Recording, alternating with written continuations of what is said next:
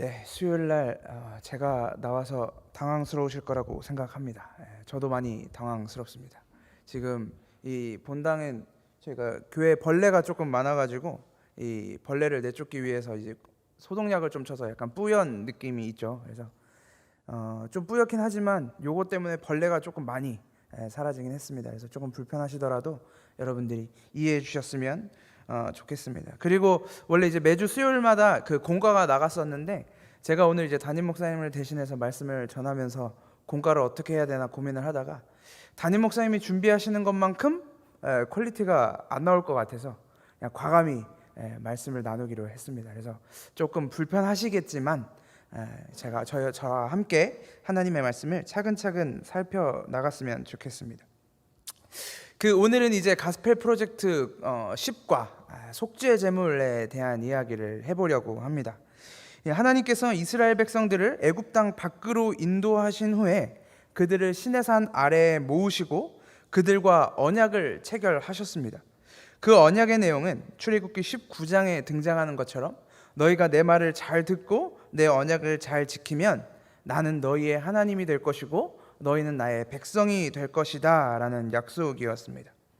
이스라엘 백성들은 하나님의 말씀에 우리가 그렇게 하겠습니다 라고 대답했고 그때부터 하나님은 이스라엘 백성들이 지켜야 할 하나님의 명령들을 알려주셨습니다. 그래서 저희는 지금까지 약 4주에 걸쳐서 첫 주에는 10계명의 앞에 4계명, 그리고 둘째 주에는 10계명의 그 뒤에 있는 6계명, 그리고 지난주에는 성막에 대해서 알아보았습니다. 그리고 오늘과 다음 주 2주에 걸쳐서는 이스라엘 백성들의 율법의 핵심이라고 할 수 있는, 그리고 이스라엘 백성들의 생활의 중심이라고 할 수 있는 제사에 대해서 다루어 보려고 합니다. 이스라엘 백성들이 때와 시기마다 드리던 제사는 총 5개가 있습니다. 그것은 바로 번제, 소제, 화목제, 속죄제, 그리고 속건제라고 불립니다. 그리고 여기에 더해서 1년에 한 번 정해진 날 대속죄일에 드리는 제사가 있습니다. 오늘은 이 5가지 제사 중에서 번제와 소제 그리고 화목제를 가지고 하나님의 말씀을 한번 살펴보려고 합니다. 사실 기독교는 더 이상 제사를 지내지 않습니다. 이것은 과거 이스라엘 백성들의 율법에 속한 제사법에 불과했고 지금부터 함께 나눌 내용은 제사의 방법에 어떤 것이 있었는지 그리고 그 제사의 방법들이 어떤 의미를 담고 있는지를 살펴보려고 합니다. 저희가 제사를 드리지 않고 있음에도 불구하고 이 제사를 다뤄야 하는 이유는 이 제사의 구조에도 하나님은 자신의 계획과 구원에 대해 숨겨놓으신 사랑과 진리들이 많이 담겨 있기 때문입니다. 이 제사들은 단순히 이 제사 행위로 끝나는 것이 아니라 머지않은 훗날 완전한 제사를 올려드리는 더불어 완전한 제물이 되어주신 예수님의 이야기가 담겨 있기 때문입니다. 우리가 구약의 제사에 대해서 자세히 알면 알수록 예수님의 죽으심에 어떤 의미가 담겨 있는지 알 수 있을 것입니다. 이 제사를 통해 그리스도의 죽으심과 죽으심을 통한 구원의 기쁨을 함께 누리기를 소망합니다. 저희가 오늘 첫 번째로 다뤄볼 제사는 바로 번제입니다. 이 레위기 1장부터 제사의 방식에 대해서 설명을 하고 있는데 저희가 한번 3절부터 9절까지의 말씀을 함께 읽어보도록 하겠습니다. 레위기 1장 3절부터 9절까지의 말씀입니다. 성경책 147쪽에 있습니다. 성경책이 없으신 분들은 그리고 글자가 혹시 잘 안 보이시는 분들은 앞에 이 화면을 참고하시기 바랍니다. 레위기 1장 3절부터 9절까지의 말씀을 저와 여러분이 한 절씩 번갈아 가면서 교독해서 읽겠습니다. 제가 3절 먼저 읽습니다. 그 예물이 소의 번제이면 흠 없는 수컷으로 회막문에서 여호와 앞에 연납하시도록 드릴지니라. 머리에 안수할지니 그리하면 연납되어 그를 위하여 속죄가 될 것이라. 그는 여호와 앞에서 그 숫송아지를 잡을 것이요 아론의 자손 제사장들은 그 피를 가져다가 회막문 앞 단 사면에 뿌릴 것이며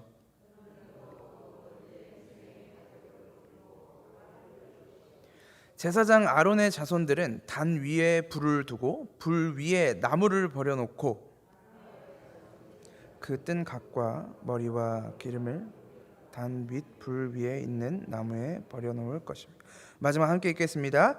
그 내장과 정갱이를 물로 씻을 것이요 제사장은 그 전부를 단 위에 불살라 번제를 삼을지니 이는 화제라 여호와께 향기로운 냄새니라. 아멘. 이 3절에서 9절까지 번제에 대해서 설명을 하고 있죠. 그러나 이 레위기 1장 전체를 살펴보면 번제가 꼭 송아지로만 드려야만 하는 것은 아니었습니다. 3절에서는 번제의 제물이 소일 경우에는 어떻게 제사를 드려야 하는지를 설명하고 있고, 또 저희가 읽진 않았지만 10절에서는 번제의 제물이 가축의 양이나 염소일 때에는 어떻게 제사를 드려야 하는지 설명하고 있습니다. 또한 14절에서는 번제의 제물이 새의 종류일 것일 때는 어떻게 제사를 드려야 하는지 설명을 하고 있습니다. 이 번제의 특징은 이 살아있는 동물을 필요로 한다는 것입니다. 살아있는 동물의 생명을 쳐서 그것을 죽이고 그 동물의 피를 뿌린 후에 동물의 시체를 태워버리는 제사가 바로 번제였습니다. 이 요즘 시대는 이 유튜브나 이 동영상 플랫폼, 이게 동영상을 볼 수 있는 인터넷 사이트가 워낙 많다 보니까 조금만 검색을 하면 우리나라에서 보기 힘든 장면들이나 영상들도 쉽게 찾아볼 수 있습니다. 예전에 제가 아이들과 제사와 제물에 대해서 함께 공부하면서 찾아봤던 영상이 있었는데, 그것을 보면 조금은 잔인하고 끔찍한 장면들이 등장합니다. 살아있는 동물의 목에 칼을 찌르거나 혹은 비틀어서 그 동물의 피를 뽑아냅니다. 동물을 완전히 죽인 다음에 그 후에 피를 뽑아내는 것이 아니라 살아있는 동물을 산채로 칼로 찔러서 거기서 피를 뽑아냅니다. 이 여전히 심장이 뛰고 있는 이 살아있는 동물의 피는 칼로 찔렀을 때 그 상처 부위에서 피가 흘러내리는 것이 아니라 피가 터져 나옵니다. 이 모든 일들을 제물을 가져온 그 사람과 제사장들이 함께 행하는 것이 바로 동물 제사입니다. 요즘 아이들은 그 장면을 보고도 생각보다 괜찮은데요, 생각보다 잔인하지 않은데요 라고 말하는 것에 저는 더 충격을 받았긴 했습니다. 그리고 저는 개인적으로 동물을 좋아하는, 집에 강아지도 3마리를 키우고 있는데 동물을 좋아하는 입장에서 그 장면이 굉장히 잔인하고 마음 아프기도 했습니다. 만약 지금 우리나라에서 이런 제사를 드린다고 한다면, 교회들마다 매주 이 동물의 피해 제사가 드려진다고 한다면 아마 교회는 진작에 많은 사람들로부터 비난을 받았어야 했을지도 모릅니다. 동물 보호 단체들이나 채식주의자들은 그 모습을 보고 당장의 교회들과 싸우려 들려고 할지도 모릅니다. 그만큼 제 기준에서 그 장면은 잔인하고 또한 동물의 입장에서 보았을 때는 굉장히 비참한 장면이었습니다. 그렇다면 우리는 여기서 한 가지 고민을 해봤으면 좋겠습니다. 도대체 하나님은 왜 이렇게 하도록 명령하셨을까에 대한 고민입니다. 성막을 짓는 것도 제사를 드리는 것도 전부 다 하나님이 시키신 대로 모세가 백성에게 명한 것입니다. 자신들이 우리가 제사는 이렇게 드려야겠다, 이렇게 드리는 것이 좋겠다라고 결정을 한 것이 아니라 하나님이 이렇게 해라 하셔서 백성들은 그렇게 행했을 뿐입니다. 하나님은 도대체 왜 굳이 이런 잔인한 방법을 선택하셔야만 했을까요? 제가 봤을 때는 그냥 동물을 한 번에 죽인 후에 그 동물들의 각을 뜨고 그 동물을 가지고 제사를 드려도 괜찮지 않았을까 고민도 해보았습니다. 그리고 그것이 더 효과적이고 효율적이고 손쉬운 방법이었을 수도 있습니다. 도대체 왜 하나님은 이런 비인도적인 것처럼 보이는 방식을 선택하신 걸까요? 우리는 그 동물 제사에서 우리 죄의 비참함을 발견하게 됩니다. 죄의 싹은 사망입니다. 창세기 1장에서 시작된 너희가 그것을 먹는 날에는 정령 죽으리라 말씀하셨던 하나님의 약속은 반드시 이루어져야만 했습니다. 아담과 하와가 하나님이 먹지 말라고 했던 그 열매를 먹는 순간 그들은 사망의 몸이 된 것입니다. 하나님의 말씀대로 반드시 죽은 존재가 된 것입니다. 동물이 제단 위에서 피를 쏟으며 고통과 절망 속에서 울부짖으며 그렇게 천천히 숨이 멎어지는 것은 바로 우리의 죽음을 담고 있는 것입니다. 죽은 자들인 우리는 이 세상을 살아가는 동안 그렇게 죽어갑니다. 세상 가운데 우리의 몸을 뜯어먹고 피를 뽑아먹는 죄의 현실에서 살아가면서 고통과 절망 속에서 그리고 가장 구석진 곳에서 슬피 울며 이를 가는 것이 우리의 현실입니다. 그렇게 서서히 숨이 멎어지며 고통 가운데 죽어야 하는 것이 우리의 존재였다는 것을 동물 제사를 통해 우리는 발견할 수 있습니다. 하나님은 그 제단 위에서 반드시 죽어야 하는 우리 대신에 하나님이 창조하신 그 동물을 죽이시고 우리를 구원하시는 것입니다. 우리는 우리의 죄를 대신해서 죽어야 하는 동물들에게 이 동물들이 죽임을 당하기 전에 반드시 행해져야 하는 행위가 하나 있습니다. 그것은 바로 안수하는 것입니다.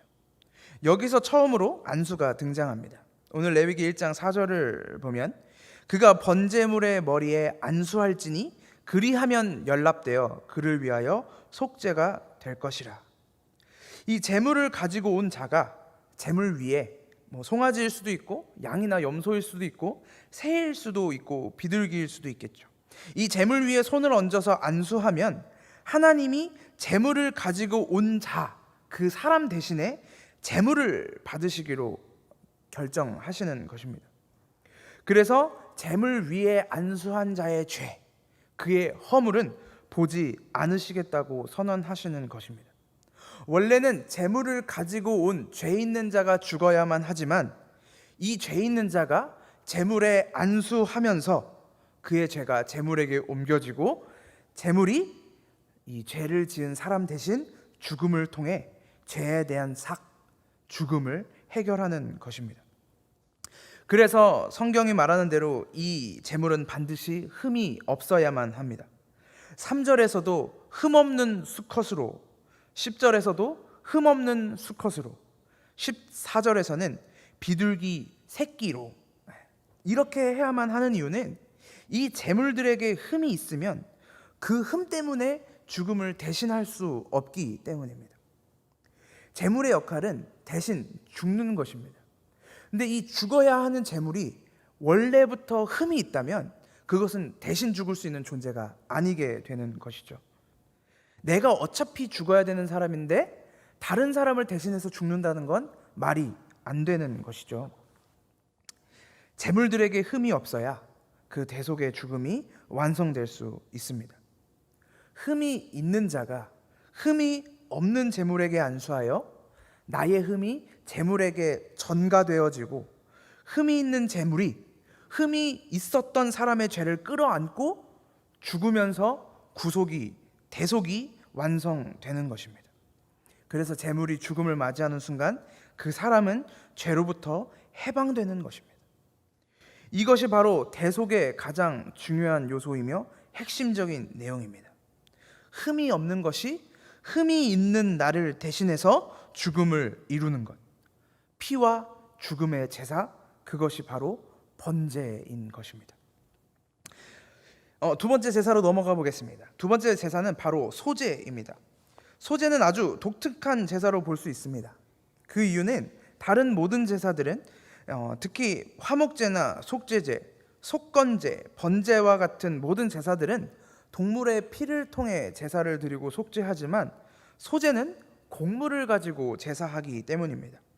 우리 함께 레위기 2장 1절부터 3절까지의 말씀을 한번 읽어보겠습니다. 우리 함께 읽겠습니다. 레위기 2장 1절부터 3절까지의 말씀, 짧은 말씀이니까 함께 읽어보겠습니다. 시작. 누구든지 소제의 예물을 여호와께 드리려거든 고운 가루로 예물을 삼아 그 위에 기름을 붓고 유향을 놓아 아론의 자손 제사장들에게로 가져올 것이요 제사장은 그 고운 기름 가루 한 줌과 그 모든 유향을 취하여 기념물로 단 위에 불사를 찌니 이는 화제라 여호와께 향기로운 냄새니라.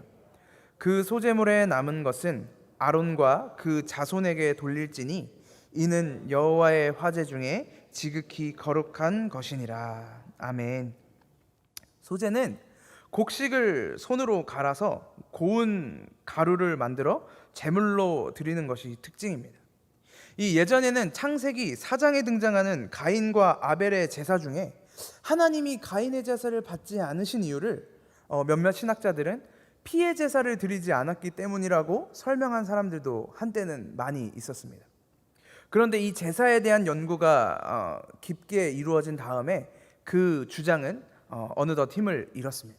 왜냐하면 하나님이 제정하신 제사 중에도 피로 드리지 않는 곡식으로 드리는 제사가 있었기 때문입니다. 오늘 소제가 바로 그 내용인 것이죠. 백성들의 곡식을 가지고 소제를 드릴 때 있는 특징, 모든 소제의 특징은 바로 누룩을 넣지 않는 것입니다. 2장 11절을 보시면 무릇 너희가 여호와께 드리는 소제물에는 모두 누룩을 넣지 말지니 라고 말씀하고 계십니다. 이 누룩은 곡식으로 만드는 떡이나 빵에 반드시 넣었던 물질 중에 하나였습니다.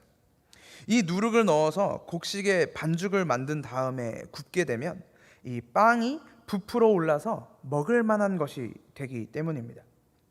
그러나 하나님은 이스라엘 백성들을 애굽에서 구원하시기 위해 보이셨던 그 마지막 재앙, 모든 생물의 장자가 죽는 그 사건이 있었을 때 이스라엘 백성들에게 오늘과 동일한 말씀을 전하셨습니다.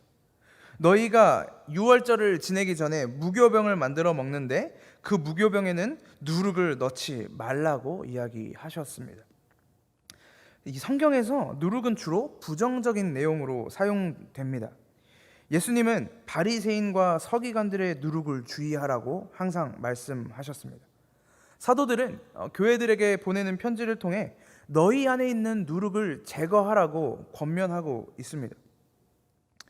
이 누룩은 바리새인들과 서기관들의 누룩을 주의하라고 말씀하실 때 예수님은 그들의 외식을 주의하라고 추가하고 있습니다. 이 누룩의 역할은 앞서 말씀드린 대로 이 곡식의 반죽을 원래 있는 것보다 더 부풀리는 역할을 합니다. 우리 삶에도 사실은 이 누룩이 가득 차일 때가 있는 것 같습니다. 겨우 이만큼밖에 되지 않는 요 조그만 반죽 안에 이 누룩을 넣어서 마치 이것보다 훨씬 큰 것처럼 부풀리게 되는, 외식하게 되는, 그래서 그렇게 과장되고 허황된 것을 우리는 하나님 앞에서 제거해야 하는 것입니다. 그 허황되고 부풀려진 것, 외식하는 것은 하나님이 받으시는 것이 아닙니다. 하나님이 받으시는 것은 우리의 원래 것보다 더 부풀려지고 외식된 우리의 외관이 아니라 그 안에 얼마나 곡식이 가득 차 있는가를 보시기 때문입니다. 그래서 누룩을 넣은 빵처럼 외식으로 치장된 우리의 겉모습을 보시지 않는 것입니다. 그래서 우리가 이 땅에 하나님의 교회로 살아가는 동안, 하나님의 성도로 살아가는 동안 우리를 치장하거나 부풀리지 않아도 괜찮습니다. 하나님 앞에서는 그저 우리의 모습 그대로, 그것이 적으면 적은 대로, 많으면 많은 대로, 우리의 모습에 흠이 있다면 흠이 있는 대로, 부족하다면 부족한 대로 그저 그대로 나아가는 것입니다. 그것이 하나님께 나아가는 우리의 모습인 것입니다. 뿐만 아니라 이 곡식은 이스라엘 백성들이 먹어야 하는 필수 식재료가 될 것입니다. 이 광야에 있을 때는 이 이스라엘 백성들에게 매일같이 만나가 내려왔고 그들이 유랑 생활을 했기 때문에, 이 유목민 생활을 했기 때문에 농사를 지을 수는 없었겠지만 훗날 그들이 약속의 땅인 가나안 땅에 들어가고 나서 그들은 농사를 짓고 그 곡식으로 빵과 떡을 만들어 먹었을 것입니다. 그들의 삶의 모든 것이라고도 할 수 있는 그 곡식을 그들은 하나님 앞에 내어놓게 되는 것입니다. 소제는 하나님 앞에 나의 삶을 있는 모습 그대로 내려놓고 정직한 모습으로 나아가며 하나님의 인도하심을 구하는 모습입니다. 소제까지 다뤘고 이제 마지막으로 오늘 다룰 세 번째 제사는 바로 화목제입니다. 다른 제사들보다 화목제도 특별한 이유가 있습니다. 그 이유는 이 제물의 고기를 함께 나누었다는 사실 때문입니다. 우리 함께 레위기 7장 15절부터 18절까지 읽어보도록 하겠습니다. 레위기 7장 15절부터 18절까지 함께 한 목소리로 읽어보겠습니다. 15절 읽겠습니다. 감사함으로 드리는 화목제 희생의 고기는 드리는 그 날에 먹을 것이요 조금이라도 이튿날 아침까지 두지 말 것이니라. 그러나 그 희생의 예물이 서원이나 자원의 예물이면 그 희생을 드린 날에 먹을 것이요 그 남은 것은 이튿날에도 먹되 그 희생의 고기가 제3일까지 남았으면 불사를 찌니 만일 그 화목제 희생의 고기를 제3일에 조금이라도 먹으면 예물답게 못되고 도리어 가증한 것이 될 것이며 그것을 먹는 자는 죄를 당하리라. 아멘. 이 감사함으로 드린 화목제의 제물은 당일에 그 제물을 가지고 온 사람이 제사장들과 함께 고기를 먹을 수 있었습니다. 그리고 16절에서 말하는 것처럼 이 서원이나 자원하는 것으로 드렸을 경우에는 둘째 날까지 먹을 수 있었습니다. 하나님의 제물들은 원래 그 모든 것을 불태워서 아예 없애버리거나 제사장들에게 남은 부위를 주었습니다. 제사장들과 레위 지파는 이 자신의 그 사업이 없었기 때문에 이 다른 지파들이 가지고 오는 이 제물의 고기를 먹었습니다. 그래서 이 남은 제물을 이제 제사장들에게 주었는데, 이 화목제 같은 경우에는 제사장들과 제물을 가지고 온 자가 함께 고기를 먹을 수 있었다는 것이 특징입니다. 그리고 이 모습이 바로 화목의 핵심인 것입니다. 이 바리새인들과 서기관들이 예수님에 대해서 비난했던 이유 중에 하나는 바로 그것이었습니다. 저가 죄인들과 세리들과 함께 식사를 한다는 것이었습니다.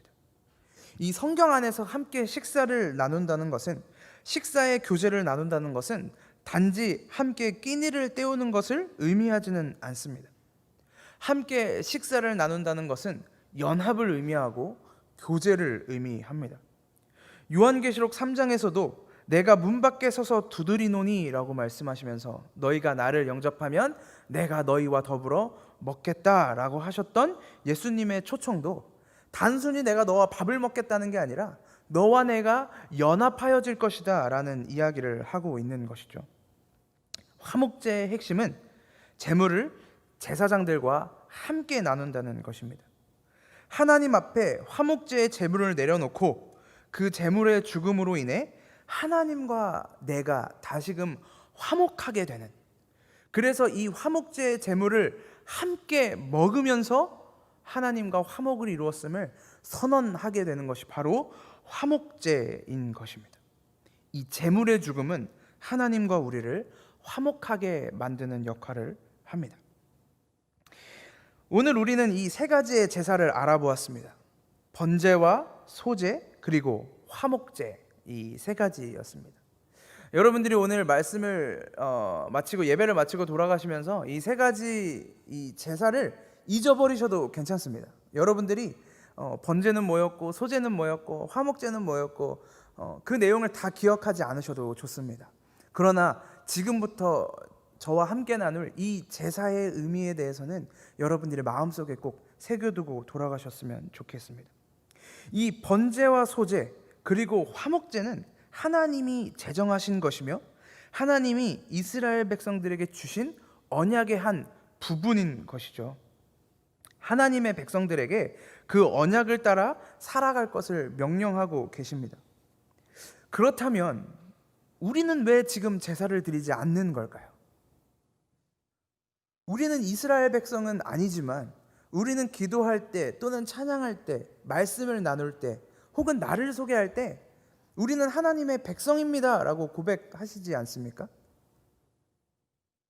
하나님의 백성이면 이 하나님의 백성들이 지켜야 할 제사법은 왜 지키지 않고 있는 것일까요? 우리는 왜 번제와 소제 그리고 화목제, 다음 주에 배울 속죄제와 속건제를 왜 드리지 않고 있는 것일까요? 우리가 하나님의 백성이라면 출애굽기 19장의 말씀대로 너희가 내 말을 잘 듣고 언약을 지킬 때 나는 너희의 하나님이 되고 너희는 나의 백성이 되리라고 말씀하셨는데, 우리는 우리 스스로를 하나님의 백성이라고 부르고 있으면서도 왜 하나님의 율법들은 지키고 있지 않는 걸까요? 아마 사랑교회 성도님들은 지금 내가 뭘 잘못 알고 있나 하시는 생각을 하실지도 모르겠습니다. 너무나 당연한 이야기이기 때문이죠. 이 제사들은 모두 그리스도로 완성이 되었기 때문입니다. 이 제사들을 한번 다시 살펴볼까요? 번제의 특징이 무엇이었습니까? 흠을 가지고 있는 한 사람이 흠이 없는 제물을 하나님께로 이끌어 와서 하나님의 성막 앞에서 제물에게 자신의 죄를 끼 얹어서 그 제물을 죽이는 것으로 구속이 완성되는 것이 바로 번제였습니다. 제물은 죽을 필요가 없는 흠이 없는 것이었지만, 흠이 있고 죄가 있는 사람이 제물에게 자신의 죄와 흠을 덮어 씌움으로 인해 저주받아 죽을 수밖에 없는 제사, 그 제물이 제단 위에서 나 대신 피를 토해내며 고통과 절망 속에서 대신 울부짖음으로 대속을 완성하는 제사, 그 제사가 번제였습니다. 그리고 그 제사는 예수 그리스도께서 십자가 위에서 완성하신 것입니다. 죄와 흠이 없으신 예수 그리스도께서 하나님의 아들이심과 동시에 하나님 그 자체이셨던 예수님께서 우리를 대신해 나무 위에서 저주를 받아 피와 물을 모두 쏟으시고 대신 죽으신 것입니다. 그 예수 그리스도께서 단번에 죽으심으로 우리 안에 있는 죄를 완전히 없는 것처럼 하셨기 때문에 우리는 더 이상 번제를 드릴 필요가 없는 것입니다. 이 번제를 드리라는 하나님의 계명, 하나님의 언약은 그리스도를 통해서 완성되었고, 그래서 그리스도의 믿음 안에 있는 자들은 번제의 마침표를 예수 그리스도로 인해 찍은 것입니다. 소제는 어떻습니까? 소제의 특징은 곡식을 빻아 그 가루를 하나님의 제단에 내어놓고 누르기 없는 반죽으로 제사를 드리던 소제. 이 제사는 어떻게 되었습니까? 우리가 날마다 먹어야 하는 이 곡식, 날마다 먹어야 하는 이 양식, 그래서 이스라엘 백성들이 하늘에서 떨어지는 만나를 여전히 구하고 있고, 요한복음에서 유대인들이 날마다 우리에게 먹을 떡을 달라고 구했던 것처럼 우리가 날마다 이 양식을 먹어야 하는데, 예수님은 그렇게 요구하는 그들에게 뭐라고 말씀하셨습니까? 나는 생명의 떡이니 나를 먹는 자는 다시 배고프지 아니할 것이라고 말씀하셨습니다. 우리가 날마다 먹어야 하는 곡식의 떡을 하나님 앞에 내어놓던 소제, 내가 먹어야 하는 곡식을 하나님 앞에 내어놓던 이 소제는 이제 우리가 날마다 그리스도를 먹음으로써 완성되는 것입니다. 생명의 떡이신 그리스도를 우리가 날마다 먹고 다시는 배고프지 아니한 그 영원한 배부름으로 우리의 소제, 곡식으로 드리는 소제, 날마다 우리가 먹어야 하는 것으로 드려지는 그 소제는 마침표를 찍은 것입니다. 화목제는 어떻게 되었습니까? 동물의 피의 제사를 통해 하나님과 다시금 화목한 자들이 되어 함께 식탁의 교제를 나누었던 그 화목제는 어떻게 되었습니까? 에베소서 2장에서 말하는 것과 같이 이제는 멀리 있던 너희가 그리스도 예수 안에서 그리스도의 피로 가까워졌다고 말합니다. 우리는 이미 하나님과 화목한 자들이 되었습니다. 우리가 이제 화목제의 동물의 피를 제단 위에서 드리지 않는다고 하더라도 흠이 없는 어린 양신 예수 그리스도가 십자가에서 완전하고 흠이 없는 제물로 드려지셨기 때문에 우리는 영원히 하나님과 화목하게 된 자들인 것입니다. 화목제의 제물을 가지고 온 자가 제물의 고기를 제사장과 함께 나누며 하나님과 화목하게 되었던 것처럼 우리는 십자가에서 찢기신 그 예수 그리스도의 몸과 피를 날마다 먹으며 하나님과 화목을 이루어 가는 것입니다. 그리스도는 십자가 위에서 우리의 죄를 완전히 제거하심으로 하나님과 우리를 화목하게 하셨고, 또한 그리스도 안에서 화목제의 마침표를 찍으신 것입니다. 하나님이 약속하신 이 제사의 마침표를 여러분들은 혹시 찍으셨습니까? 여전히 우리는 이 땅을 살아가는 동안 연약함과 비참함 가운데 살아가고 있지만, 그 비참함을 대신 지시고 십자가에서 죽으신 그리스도의 믿음 안에서 살아가고 계시다면, 우리가 그 삶을 살아가고 있다면 우리는 모든 제사의 마침표를 찍은 것입니다. 그것이 제사의 핵심이고 또한 은혜의 핵심입니다. 모든 제사는, 구약에서 설명하고 있는 모든 제사는 전부 다 그리스도를 가리키고 있는 구원의 징표입니다. 그래서 우리는 그리스도로 인해 모든 제사의 마침표를 찍고 그리스도를 바라보는 것입니다. 우리의 흠을, 우리의 죄를, 우리의 비참함을, 그래서 죽을 수밖에 없는 운명에 놓였던 우리를 자신의 피로 구속하신 십자가 위에 그리스도를 바라보시기를 소망합니다. 그리고 부활하셔서 자신의 죽으심을 통해 완성하신 구원을 바라보시며 날마다 애통하되 또한 기뻐하며 위로받는 저와 여러분이 되시기를 주님의 이름으로 소망합니다. 함께 기도하겠습니다. 하나님 아버지, 오늘 우리는 구약의 제사를 살펴보았습니다. 하나님께서 이스라엘 백성들에게 허락하신 그 제사 제도, 번제와 소제와 화목제와 그리고 다음 주에 알아볼 속건제와 속죄제까지 우리에게 선물로 주셨습니다. 그 제사에는 그리스도가 담겨져 있음을 우리가 또한 발견하였습니다. 하나님, 우리가 날마다 매일같이 이 자리에 모여 피비린내 나는 그 죽음의 제사를 오늘도 드렸어야만 했지만, 그리스도가 십자가에서 대신 이 모든 제사를 완성하시고 완결시키심으로 우리는 이제 피의 제사를 드리지 않게 되었습니다. 우리는 그리스도의 십자가 안에서 완성되었습니다. 그리스도의 죽으심을 통해 이 모든 제사가 완성되었습니다. 하나님 아버지, 우리가 그 십자가의 은혜 안에서 살아가기를 소망합니다. 우리가 예수님의 죽으심을 힘입어 다시금 하나님 앞에 담대함을 가지고 화목함으로 나아가기를 소원합니다. 하나님 아버지, 우리 마음 가운데 날마다 그리스도의 피가 살아나게 하시고 그 피로 깨끗이 씻음을 얻어 다시금 하나님 앞에 나아가는 담대함을 허락하여 주시옵소서. 우리의 유일한 제물이 되어주시는, 그래서 완성하여 주신 예수 그리스도의 이름으로 기도합니다. 아멘.